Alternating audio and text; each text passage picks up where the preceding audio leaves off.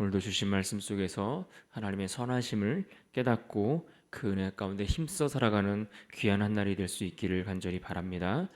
오늘 본문 47장의 말씀은 내용상으로 구분을 해보면 크게 세 부분으로 나눌 수가 있습니다.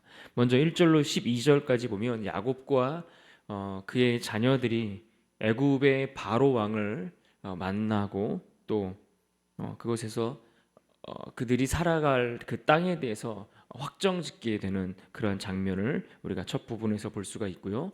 그 다음에 이어지는 내용은 13절로 26절까지 해당되는 내용들인데, 여기는 요셉이 애굽의 총리로서 어떻게 일들을 하였는지, 그가 세웠던 정책들이 실제로 나라에 어떠한 역량과 어떤 성공적인 그런 정책들을 수행해 왔는지, 이런 것들에 대한 내용들을 다루어 주고 있습니다. 그리고 마지막 부분 27절로 31절까지의 내용들을 보시면 야곱이 임종을 앞두고 그의 어떤 유언들을 요셉에게 남기면서 또 그러한 내용들이 이제 축복에 관한 내용들이 그 다음 장 쭉 이어지게 되는데, 27절로 31절은 바로 그 야곱의 유언과 관련된 내용들의 시작 부분에 첫 부분에 해당되는 내용들이다라고 그렇게 우리가 정리해 볼 수 있겠습니다. 먼저 1절을 보시면 요셉이 바로에게 자신의 가족들이 가나안 땅에서 올라왔다라는 것을 보고하는 내용으로 시작이 됩니다. 1절입니다.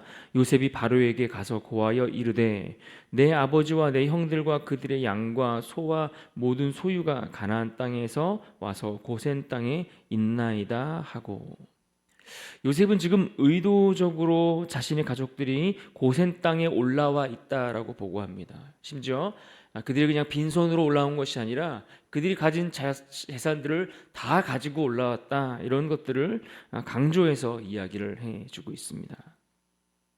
우리가 어제 46장에서 46장을 살펴보면서 다루지는 않았지만 거기에도 보시면 요셉이 그의 가족들을 고센 땅으로 인도하고 있음에 대해서 이미 언급해 준 것을 우리가 볼 수 있습니다. 그렇다면 왜 하필 고센 땅을 그들이 선택했을까 하는 이 문제를 우리가 생각해 볼 수가 있는데, 이것에 대해서 우리가 간단하게 이해를 하면 당시 애굽 사람들과 또 야곱의 가족들과 그들 간에는 어떤 문화적인 차이들이 상당히 있었기 때문이다, 이렇게 쉽게 이야기할 수 있습니다.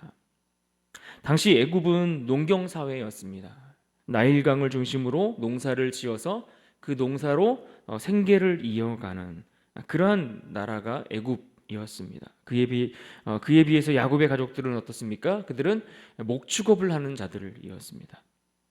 그래서 야곱의 가족들에게는 농사를 지을 땅이 필요했던 것이 아니라 그런 농사를 위한 환경보다는 가축들에게 먹이를 먹일 수 있는 그런 푸른 풀들이 무성한 그런 목초지가 필요했습니다.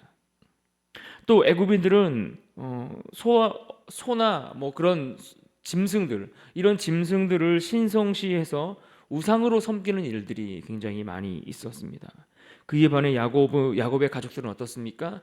소를 잡아먹기도 하고 또 심지어 가축들을 잡아서 하나님 앞에 제사를 드리기도 하고 그렇게 생활을 했던 사람들이었습니다.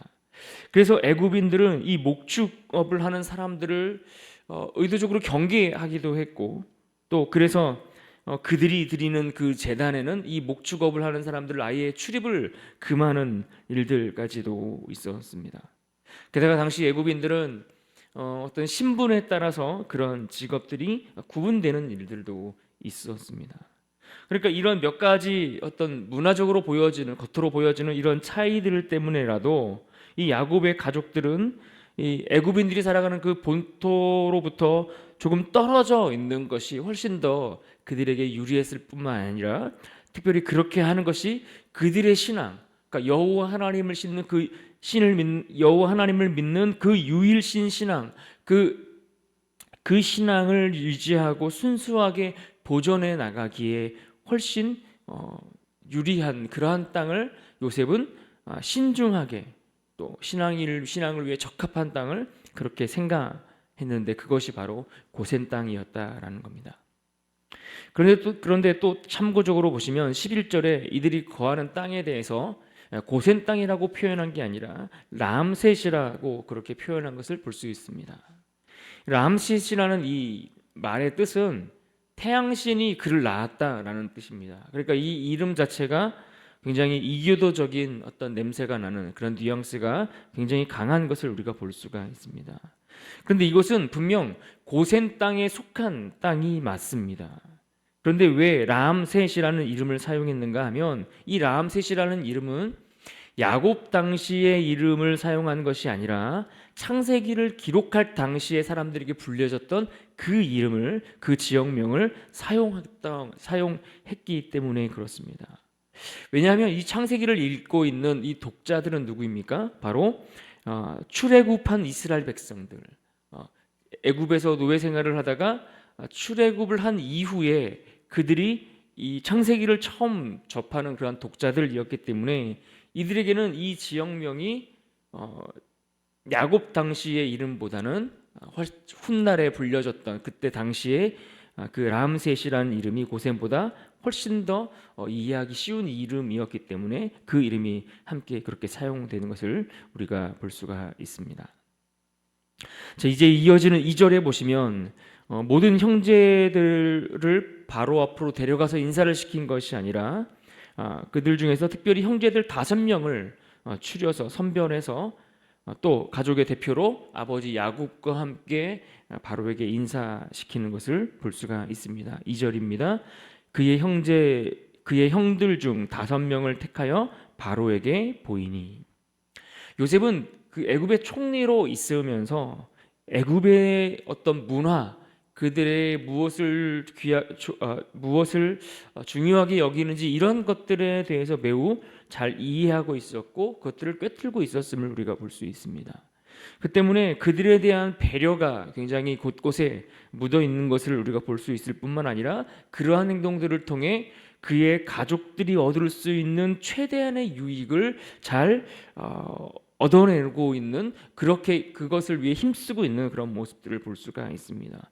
그런 의미에서 이 5명을 추린 것도 그 애굽에 대한 어떤 존중의 의미의 숫자가 그 안에 담겨져 있다라고 그렇게 볼 수가 있는 겁니다. 게다가 3절에 보시면 바로가 그들의 직업이 무엇이냐라고 그렇게 처음 질문을 그렇게 묻는 것을 볼 수 있습니다. 이것은 이미 46장 31절 이하에 보면 요셉이 그의 형들에게 바로를 만났을 때에 어떻게 질문해야 하는지, 그가 무엇을 물어볼지 그 예상 질문을 이미 요셉이 그 형들에게 이야기해 주면서 상세하게 그 답변까지도 알려주었던 것을 우리가 볼 수 있습니다. 그런데 오늘 본문에 보면 그의 예상대로 바로가 정확하게 그들에게 직업이 무엇인지를 물어보는 것을 볼 수 있습니다. 3절을 봅니다. 바로가 요셉의 형들에게 묻되 너희 생업이 무엇이냐? 그들이 바로에게 대답하되 종들은 목자이온데 우리와 선조가 다 그러하니이다 하고. 그러니까 예상 질문으로 뽑았던 대로 바로가 그것을 물어보았고 그의 형들은 또 요셉이 알려준 대로 착실하게 차분하게 그것들을 목축업이라고 밝혔는데, 또 게다가 그것이 그냥 자신이 목축업이 아니라 이것이 선조 때부터 그들의 가문의 대를 이어서 해왔던 가업이었다라고 덧붙이고 있는 것을 볼 수 있습니다. 왜냐하면 앞에서 말씀드렸던 것처럼 이 애굽인들이 갖고 있었던 이 목축업을 하는 사람들에 대한 어떤 선입견들이 있었기 때문에, 그런 인식들 때문에 이들이 그냥 그들이 목축업을 하는 사람들이 아니라 대를 이어서 해왔던 그런 일들이라는 것을 일부러 부각시키고 있고, 또 그렇게 스스로를 조금 낮추는 겸손한 태도라고 그렇게 볼 수가 있는 겁니다. 그러면서 4절에 보시면 가나안 땅에 기근이 심해서 이곳에 거류하려 왔는데 고센 땅에 살게 해 주십시오, 이렇게 요청하는 것을 볼 수 있습니다. 여기서도 거류하다라고 표현했습니다. 그러니까 야곱의 가족들이 애굽으로 올라왔는데 거류하다, 나그네와 같이 잠시 머물려고 올라왔다, 이렇게 표현하고 있는 겁니다. 그러니까 영원히 애굽에서 눌러 살겠다 이렇게 말하고 있는 게 아니라 우리가 이곳에 잠시 머무르려고 올라왔습니다, 이렇게 밝히면서 어떻게 합니까? 바로의 마음에 조금 안심을 시켜주는 그러한 이야기를 하고 있는 겁니다. 그렇게 안심을 시켜줄 뿐만 아니라 호의를 얻어 내려고 하는 모습을 볼 수 있습니다. 그래서 참 요셉이 이러한 일들을 진행하는 과정들을 보면 참 섬세할 뿐만 아니라 굉장히 지혜롭게 일을 처리하고 있구나라는 것을 우리가 볼 수 있습니다. 그래서 이들의 요청에 대해서 바로가 6절에 이렇게 말합니다. 6절을 보겠습니다.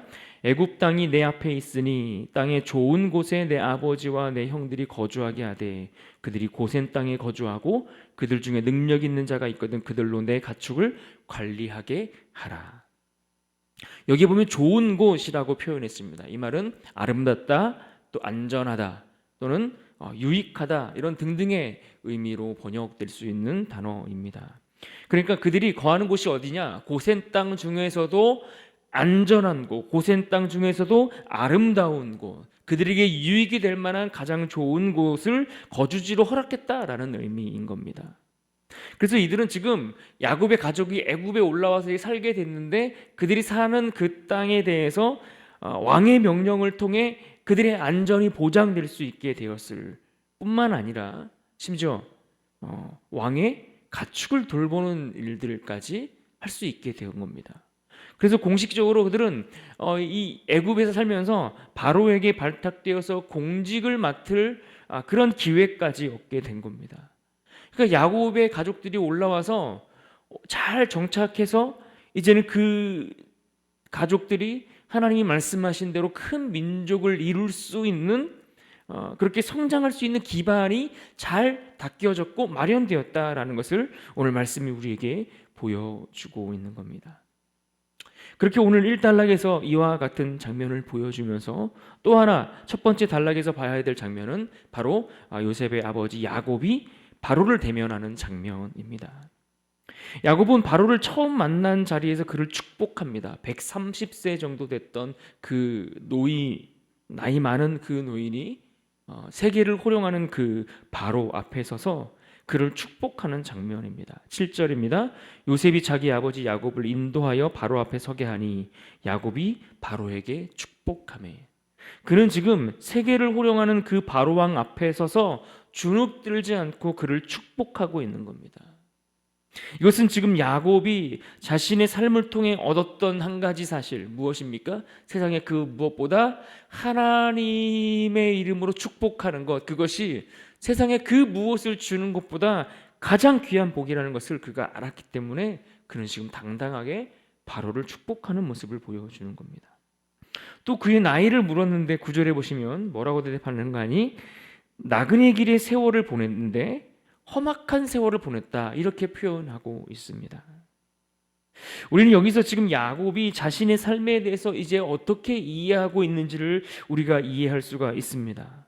비록 그는 과거에 자신이 얻고자 하는 그러한 어떤 목표를 위해서 수단과 방법을 가리지 않았던 삶을 살았습니다. 하지만 인생을 살면서 그가 깨달은 것이 무엇입니까? 인생은 이 땅에서 영원하지 않다라는 사실을 그가 깨닫고 알게 된 것입니다. 그래서 그는 이 땅에서의 삶을 잠시 머무는 것에 불과하다라고 그렇게 표현한 겁니다. 그래서 나그네 길의 세월을 보냈다. 나그네와 같이 순례의 여정을 내가 살아왔다라고 그렇게 이해를 하고 있는 겁니다. 하지만 이것을 그가 알지 못했을 때 어땠습니까? 하나님의 뜻에 배치되는 그런 선택과 행동들을 통해서 말 그대로 고통을 겪으며 살아왔다라는 표현이 그 험악한 세월을 보냈다라는 표현인 겁니다. 오로지 성공을 위해 달려갔는데 그것이 성공적인 삶을 가져다 주지 못했을 뿐만 아니라 도리어 그 험악한 세월을 다 보내고 나서야 이제 진짜 인생의 형통한 것이 무엇인지를 그가 깨닫고 알았다라는 것을 고백하는 그러한 내용인 겁니다. 그러나 이제 야곱은 이전의 야곱이 아닙니다. 그의 전생애를 통해 하나님의 뜻을 깨달은 야곱의 모습입니다. 그래서 그는 당당하게 바로를 축복하고 그 자리를 걸어 나오는 모습을 우리는 보고 있는 겁니다. 그렇습니다. 이 일을 위해 요셉이 앞서 고백했던 것처럼 하나님이 그를 다른 형제들보다 앞서 애굽으로 인도하셨다라는 것을 오늘 말씀 속에서 우리는 다시 한번 확인해 볼 수가 있습니다.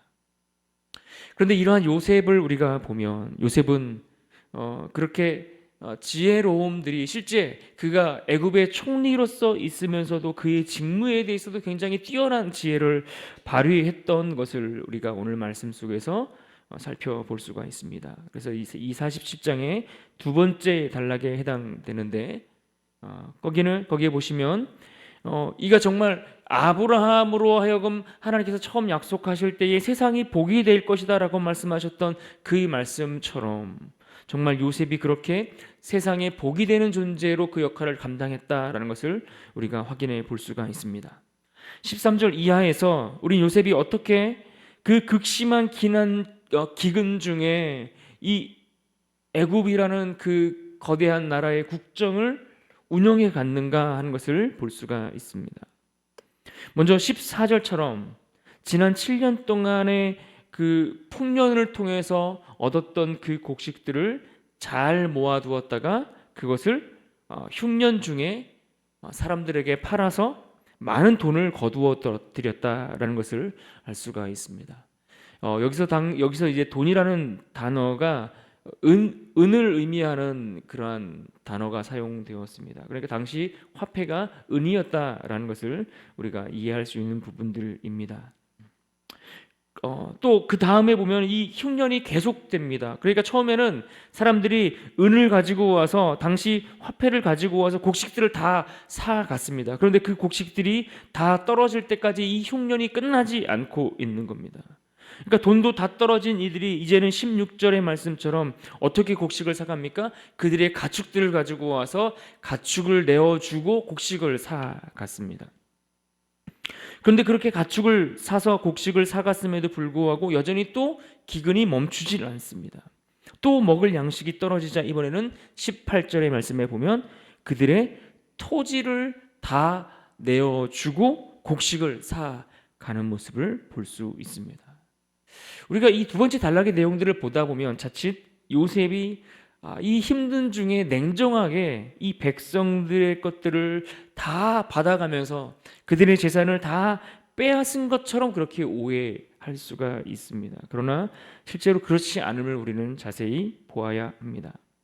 요셉은 지금 7년이라는 아주 긴 가뭄의 그 계기들을 통해서 애굽에 있었던 그 모든 토지들을 결국 국유화, 나라의 것으로 다 삼게 되는 것을 볼 수 있습니다. 그래서 이것을 나라 것으로 이 토지들을 다 삼아서 그 토지에서 이제는 백성들이 나라의 땅에서 일할 수 있게 하고 일정 비율의 세금만을 바로에게 내고 남은 이익들에 대해서는 본인들이 소유하고 그것들로 가족의 생계를 이어나갈 수 있도록 그렇게 조치를 취하고 있는 것입니다. 게다가 당시 이 토지가 애굽 땅에서도 많은 귀족들, 특별히 이 귀족들에게 토지가 다 몰려 있었고 대부분의 이 토지들을 그들이 그렇게 사유하고 있었습니다. 그런데 이 가뭄의 계기를 통해서 이 토지들을 다 국가 소유로 삼아서 이 토지를 다시 재분배할 수 있는 어떤 법적인 근거들을 그가 마련했다라는 것을 우리가 볼 수 있는 겁니다. 그래서 23절을 보시면 23절에 이렇게 말씀합니다. 요셉이 백성에게 이르되 오늘 내가 바로를 위하여 너희 몸과 너희 토지를 샀노라. 여기 종자가 있으니 너희는 그 땅에 뿌리라. 또 24절 말씀을 봅니다. 추수의 5분의 1을 바로에게 상납하고 5분의 4는 너희가 가져서 토지의 종자로도 삼고 너희의 양식으로도 삼고 너희 가족과 어린 아이의 양식으로도 삼으라. 그러니까 정해진 세금을 거둔 것이 아니라 많이 거두었든 적게 거두었든 그것의 일정 비율만 5분의 1만을 세금을 내고 그러면 5분의 4는 이제 그들의 것이 되죠. 그래서 이 백성들의 삶이 안정적으로 그들의 어떤 소득과 이런 것들이 가능하도록 그런 안정적인 생활이 가능하도록 그들의 삶을 완전히 개혁했다라는 것을 우리가 알 수 있는 겁니다. 또 22절에 보시면 이때 당시 토지를 사들이면서 제사장들의 토지는 사지 않았다라고 했습니다. 여기서 이 제사장은 여호와를 섬기는 제사장을 이야기하는 것이 아니라 이교도들의 제사장을 의미하는 단어입니다. 그런데 왜 그들의 토지는 사들이지 않았는가? 그들은 그때 당시 나라로부터 어떤 급여를 공급받고 있었기 때문에 그들이 토지를 팔 필요도 없었지만 또 사들이지도 않았다라는 겁니다. 그렇게 함으로써 이 제사장, 그 이교도들의, 그러니까 이방신들을 섬기는 그 제사장들이 일반 민간인들이 사는 그 지역으로 흩어져 가는 것들을 일부러 막고자 했던 의도가 있음을 우리가 이해할 수가 있습니다. 그래서 지금 요셉이 이것을 통해 무엇을 하려고 했는가 하니, 바로 야곱의 가족들이 살아가는 그 지역에까지 이방신을 섬기는 제사장들이 그들 가운데 유입되지 못하도록, 다시 말해 이교도들의 신앙이 이 고센 지역에, 야곱의 가족들이 사는 그 지역에 유입되고 들어오는 것들을 막고자 하는 그러한 효과를 기대하면서 그렇게 야곱의 가족들의 순수한 신앙을 지키고자 애썼던 그 지혜가 엿보이는 대목이라는 것을 우리가 이해할 수 있습니다. 여러분, 이렇듯 요셉은 자칫 이 대가뭄으로 인해서 몰락할 수 있었던 나라의 위기를, 오히려 그 애굽의 사회와 그 왕실을 오히려 그 위기 중에 안정시켰을 뿐만 아니라 더 번영된 나은 사회로, 계기로 만들어갈 수 있는 계기로 삼았다라는 것입니다. 여러분, 이것이 하나님의 사람들에게 주어진 지혜였고, 하나님의 사람이 어떻게 세상을 아름답게 또 선한 영향력을 끼치며 살아갈 수 있는가 하는 것을 아주 모델적으로 보여주는 모습입니다. 나를 통해, 나로 인해 세상이 복을 받게 하는 것. 그리고 이것은 궁극적으로 나아가서 오늘날 우리를 통해 세상에 참된 복이 되시는 예수 그리스도를 얻는 그 복을 얻게 하는 것. 여러분, 이것이 오늘 성도들, 우리가 세상을 복되게 하며 살아가는 그러한 모습 아니겠습니까? 오늘 본문 47장 이제 마지막 단락에 보시면 야곱은 그가 이제 세상을 떠날 날이 얼마 남지 않아서 야곱의 그 유언을 남기고 있는 그것과 관련된 내용들이 소개되는 것을 볼 수 있습니다. 애굽으로 내려와서 그가 그곳에서 17년을 더 거주해서 147세가 되었을 쯤에 이제 그가 마지막 유언들을 남기고 또 자녀들을 축복하며 그렇게 세상을 떠나게 됩니다. 그런데 야곱은 요셉에게 한 가지를 당부하는데 30절 말씀을 봅니다. 내가 조상들과 함께 눕거든 너는 나를 애굽에서 메어다가 조상의 묘지에 장사하라. 요셉이 이르되 내가 아버지의 말씀대로 행하리이다. 야곱은 지금 자신의 유언을 어떻게 보면은 가족들을 책임지는 어떤 법적인 어떤 장자 역할을 한 사람이 사실 요셉이었거든요. 그래서 이 요셉에게 마지막 유언을 남기는 겁니다. 그런데 자신의 유고를 가나안 땅이 아닌 애굽 땅이 아닌 가나안 땅으로 옮겨달라라고 당부하고 부탁하는 내용들이었습니다. 이 당부와 이 부탁 안에는 야곱의 신앙이 무엇인지가 잘 담겨 있습니다. 잠시 머무는 애굽이 그의 영원히 거할 땅이 될 수 없다라는 것을 그는 분명히 알고 있었습니다. 나그네 생활을 마치고 반드시 돌아가야 할 약속의 땅이 있다라는 것을 그는 분명히 알고 있었습니다.